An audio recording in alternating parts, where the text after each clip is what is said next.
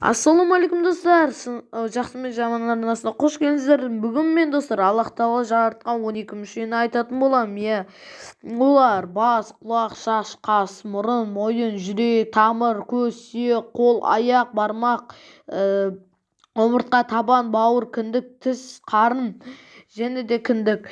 Бұдан да көп ми және де ішек, және де бұдан да көп достар, мен жартысын айттым достар, сол үшін кешіріңіздер. Әрине азғантайын айттым, және де көп не шықпай кетті видео.